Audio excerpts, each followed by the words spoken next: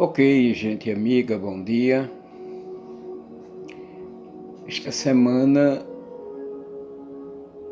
você que nos acompanha pelo Facebook e pelo Instituto Bíblico Pastor Cícero J. Ribeiro Silva, e também os amados e queridos irmãos e amigos que fazem parte da comunidade cristã. A porta se abriu, essa comunidade online que há mais de 8 anos o Senhor nos concedeu para falar sobre o seu amor, sobre a sua graça, sobre a sua palavra. Aqui é o teu irmão em Cristo, Pastor Cícero J. Ribeiro Silva, membro da comunidade cristã Paz e Vida, aqui do Presidente Dutra, e que tem a honra de trabalhar lado a lado ao homem de Deus, o pastor Abias Bispo. E nesta manhã eu vos convoco a abrir a Escritura Sagrada nos Evangelhos. Mas você pode me perguntar, e deve me perguntar, pastor, o que é que significa a palavra Evangelho?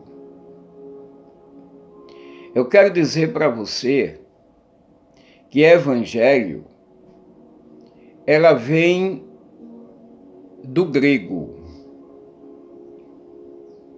Evangelion, e que ela tem um significado de boas novas, ou seja, boas notícias.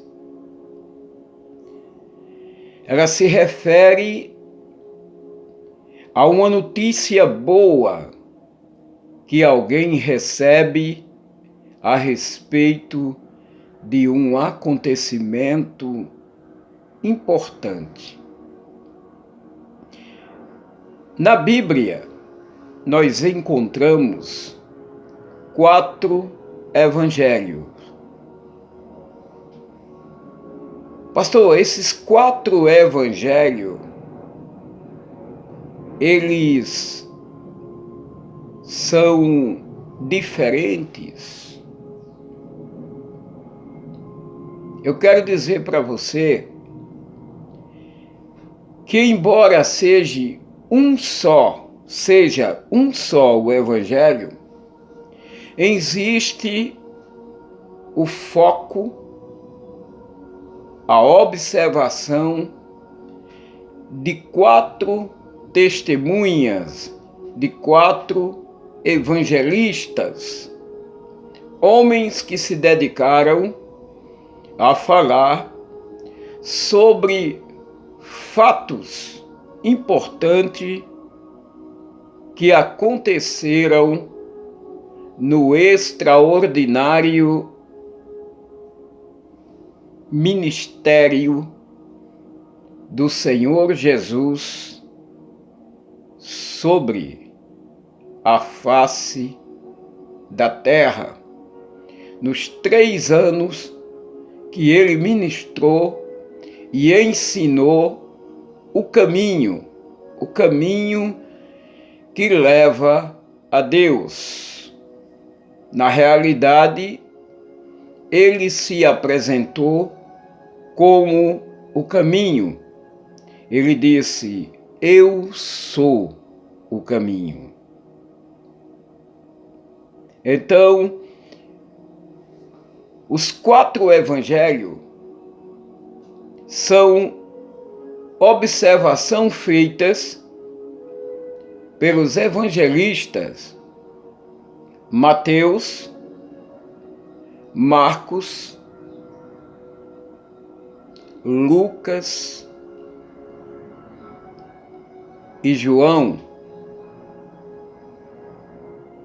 anunciando as boas novas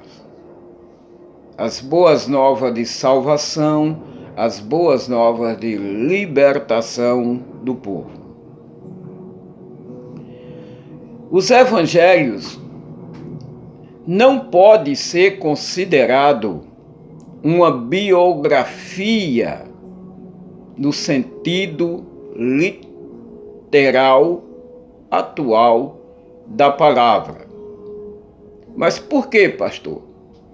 Porque eles não têm a pretensão de narrar a vida toda do Senhor Jesus. Os evangelhos, ele não narra todos os acontecimentos da vida de Jesus. Então, ele não pode ser tratado como uma autobiografia ou uma biografia de vida do Mestre Jesus, mas são voltados a acontecimentos distintos e importantes para a nova salvação. É lógico que tem as exceções, por exemplo, a narrativa do nascimento de Jesus. Eles dão pouca informação sobre os primeiros 30 anos de vida de Jesus. E nesta manhã, ou tarde ou noite, eu não sei qual é a hora em que você vai estar acompanhando este vídeo, nós vamos adentrar ao Evangelho de Mateus. Mas você pode querer saber quem era Mateus. Mateus, ele foi um cobrador de imposto. Ele foi um oficial, um judeu que trabalhava para o Império Romano. Como diz um amigo amante da palavra de Deus, Mário Persona, era como se fosse Hitler, um judeu trabalhando para Adolfo Hitler. Porque Mateus, ele era judeu, mas estava a serviço do truculento Império Romano. Ele era um cobrador de imposto, tanto que ele recebia o nome de publicano. E o seu nome verdadeiro não era Mateus. O seu nome era Levi. Ele tornou-se Mateus depois que ele teve um encontro com Cristo quando Cristo o encontrou ali na cidade de Cafarnaum, na coletoria, cobrando os impostos. E esse homem, chamado Levi, o publicano, ele abandonou tudo para seguir a Cristo. Ele tornou-se um dos 12 apóstolos. Ele próprio chama a si mesmo explicitamente de o publicano. Em nenhum outro lugar da Escritura o nome de Mateus está associado ao termo publicano. Ele próprio, Mateus, se apresentou reconhecendo-se um cobrador de imposto, e ele cobrava além daquilo que César estipulava, tornando-se ladrão. Ele tinha um enriquecimento ilícito. Mas ele mudou tudo isso para seguir a Jesus.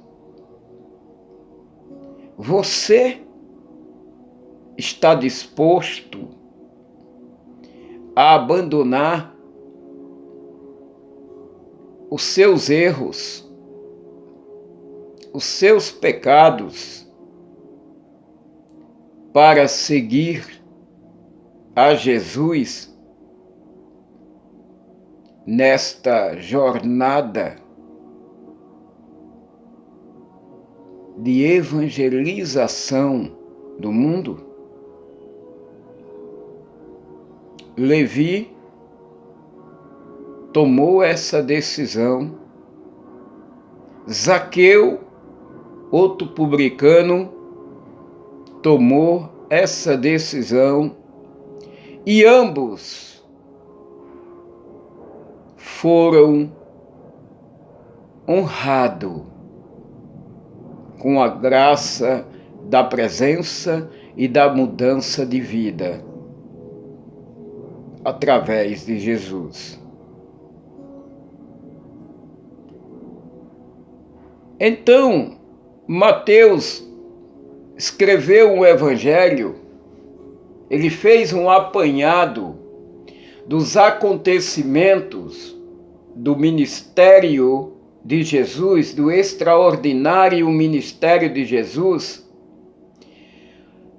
tudo aquilo que iria servir para a evangelização do povo judeu. Mateus fez questão de enfocar Jesus como o rei anunciado, o que há de vir, aquele que foi anunciado pelos profetas, cujo deles é o profeta Isaías, o profeta messiânico. Falando em tempo, não existe dentro da canonicidade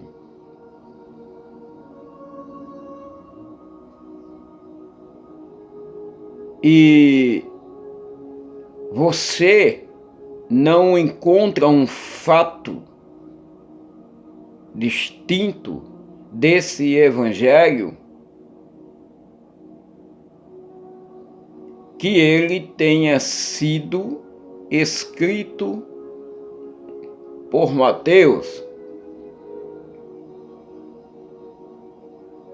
os grandes mestres estudiosos da igreja no passado,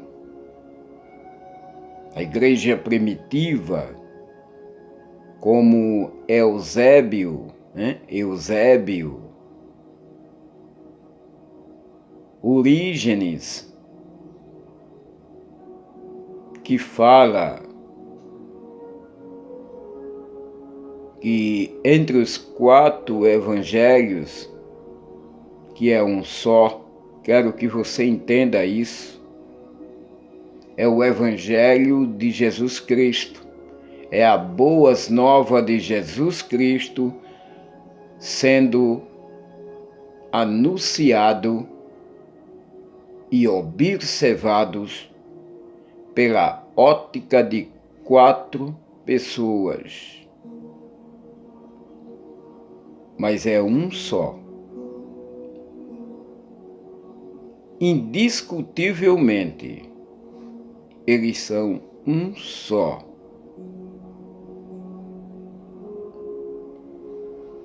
A tradição nos ensina que o primeiro foi escrito por Mateus, um homem que tinha sido publicano, como eu já falei, mas que posteriormente tornou-se um apóstolo de Jesus Cristo. E foi preparado para os convertidos do judaísmo. Então, Mateus escreveu para os judeus. É muito claro que esse evangelho ele foi escrito numa data relativamente antiga. Acontecimentos antes da destruição do templo no ano 70 depois de Cristo. Há uma discussão em torno dessa data, da qual nós não vamos nos prender a este fato, mas apenas entender que Mateus foi um publicano que se converteu realmente de alma e coração ao Rei dos Reis.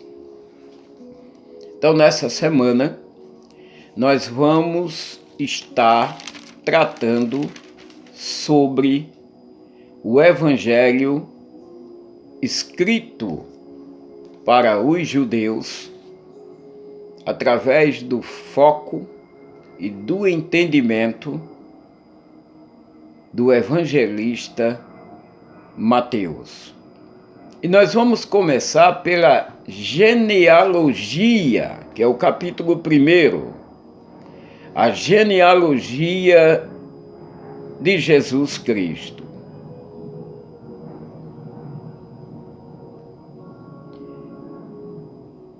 Bom,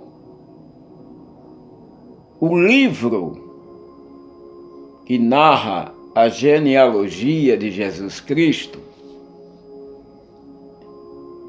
é visto por alguns como o título de Mateus para todo o Evangelho. A frase em grego é traduzida como livro da genealogia e exatamente a mesma frase é usada pela Septuaginta, que fala sobre a genealogia de Jesus Cristo, este ser fantástico, sobrenatural, que possui 2 naturezas, uma espiritual e uma carnal, que ele veio 100% homem e 100% Deus. E Yeshua HaMashiach, Jesus Cristo, o Salvador e Senhor. E começa a narrativa dizendo sobre este livro, o livro da genealogia de Jesus Cristo, que ele era filho de Davi, mas também filho de Abraão.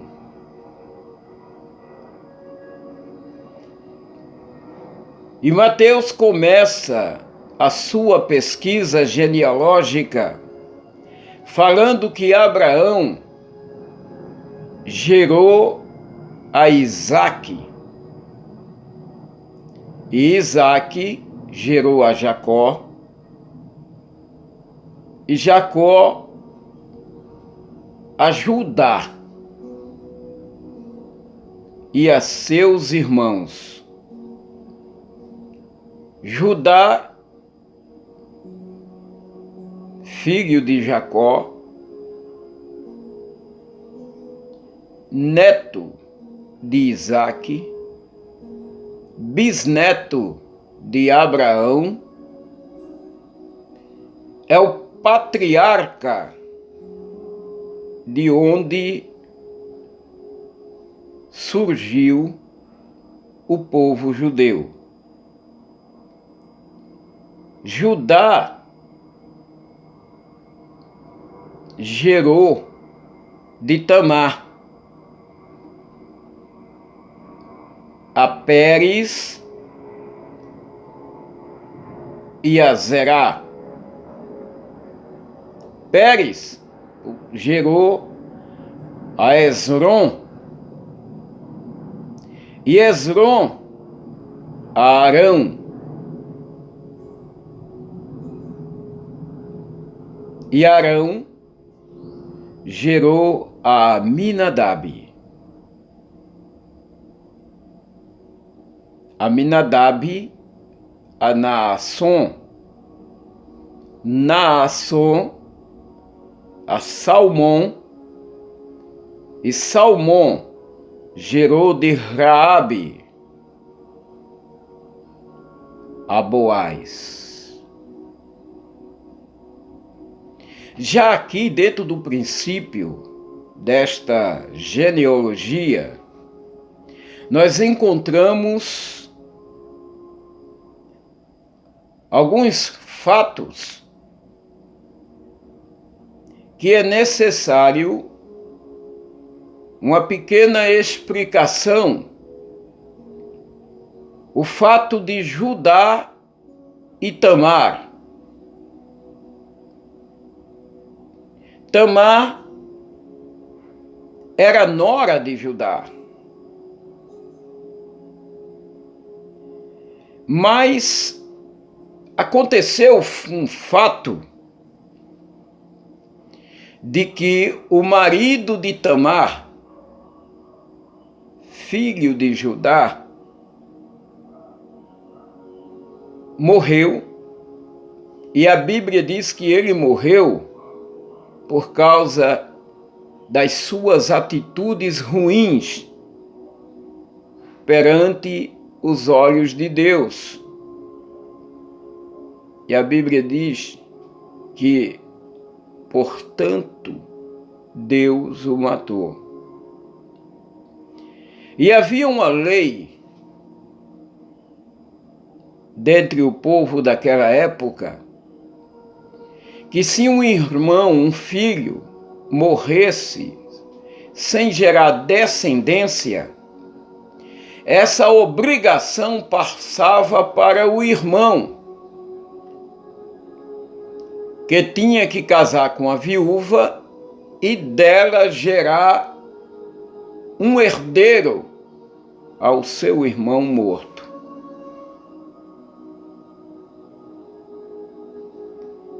Então Judá deu Tamar como esposa ao seu outro filho. esse filho, por entender que o que ele ia gerar através daquela mulher não seria considerado um descendente seu, mas do seu irmão falecido, na hora em que ele se relacionava com Tamar, ele despejava o sêmen na terra para não gerar a família daquela mulher.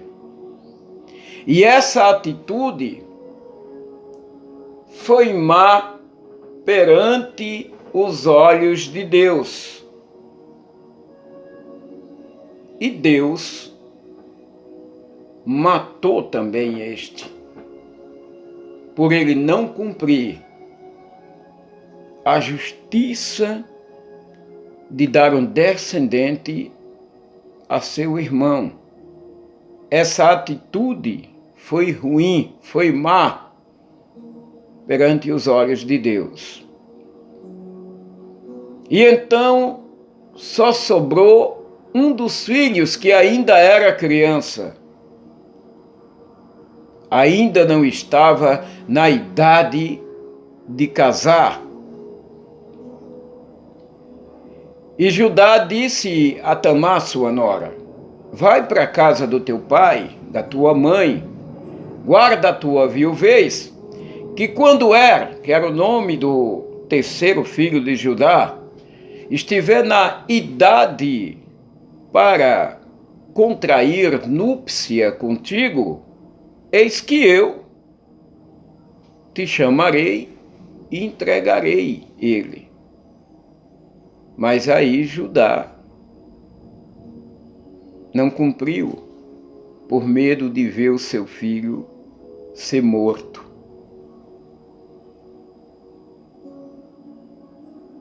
Aí Tamar usou de uma estratégia, e dessa estratégia ela se vestiu como prostituta